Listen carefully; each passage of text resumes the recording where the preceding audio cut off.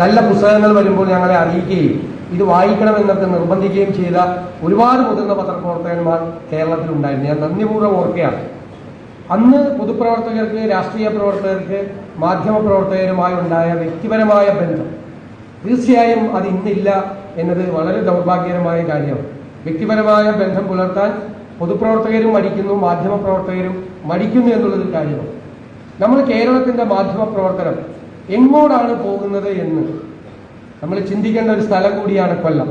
കാരണം കൊല്ലം കേരളത്തിലെ പത്രപ്രവർത്തന രംഗത്തിന് തുടക്കം കുറിച്ച ഒരു സ്ഥലം കൂടിയാണ്.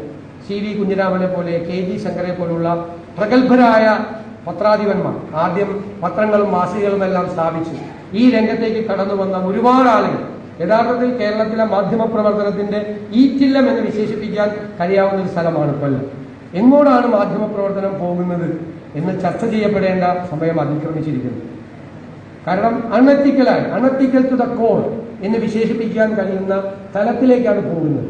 പണ്ടൊക്കെ വളരെ രസകരമായ ഒരു കാര്യം ഉണ്ടായിരുന്നു. തെറ്റായ ഒരു വാർത്ത ഒരു പ്രിന്റ് മീഡിയയിൽ വന്നാൽ ഉറപ്പായി 24 മണിക്കൂറിനകം അടുത്ത പത്രം വരുമ്പോൾ പത്രാധിപരുടെ ഒരു ഖേദം കുറിപ്പുണ്ടാവുമായിരുന്നു. ഖേദം, ഇന്നലെ അത് തെറ്റായിട്ടാണ് പ്രസിദ്ധീകരിച്ചത്, അതിൽ ഖേദിക്കുന്നു എന്ന് പറഞ്ഞു. ഇപ്പോൾ ആ വാർത്ത ഒന്ന് മാറ്റിവെക്കുന്ന പോലുമില്ല. തെറ്റാണെന്ന് അറിഞ്ഞിട്ട് വീണ്ടും ആ വാർത്തയുടെ പുറകെ പോവുകയും കുറെ കൂടി അസത്യങ്ങൾ കണ്ടെത്തുകയും ചെയ്യുക.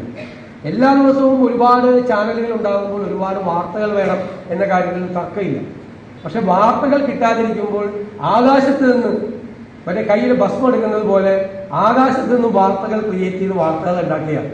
ചില വാർത്തകൾ കാണുമ്പോൾ അറിയാതെ ചിരിച്ചു പോകുന്നുണ്ട്. പക്ഷേ കേരളത്തിലെ ജനങ്ങൾ പ്രബുദ്ധരാണ് എന്നും അവർ ഇത്തരം വാർത്തകൾ കാണുമ്പോൾ പരിഹസിച്ച് ചിരിക്കുന്നുണ്ടെന്നും മറക്കരുത് എന്നാണ് എൻ്റെ വിനയപൂർവ്വമായ അപേക്ഷ.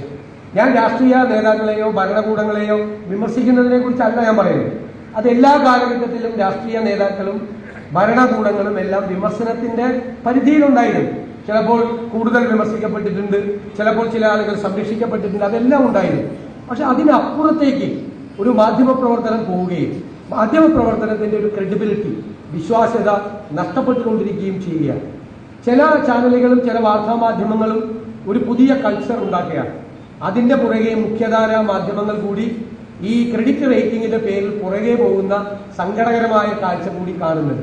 ഞാൻ മാറി നിന്ന് നോക്കുന്ന, മുഖ്യമന്ത്രിയായി ഞാനിത് പറഞ്ഞതായിട്ട് നിങ്ങൾ കരുതണ്ട, മാറി നിന്നിത് നോക്കുന്ന ഒരു പൊതുപ്രവർത്തകനായതുകൊണ്ട് മാത്രം കേരളത്തിലെ ഏറ്റവും മുതിർന്ന പത്രപ്രവർത്തകരായി ഞങ്ങൾ ബഹുമാനിക്കുകയും ആദരിക്കുകയും ചെയ്യുന്നവരോട് ആ സങ്കടവും ആ വിഷമവും പങ്കുവച്ചു എന്ന് മാത്രം നിങ്ങൾ കണക്കാക്കിയാൽ മതി. വിമർശനത്തിന്റെ തലത്തിലേക്കൊന്നും പോകുന്നില്ല. വിമർശിക്കാൻ മടിയുണ്ടായിട്ടോ വിമർശിക്കാൻ ഭയം ഉണ്ടായിട്ടോ അല്ല, അങ്ങനെയൊന്നുമില്ല, അതല്ല. പക്ഷേ ഇത് കേരളം ചർച്ച ചെയ്യപ്പെടണം.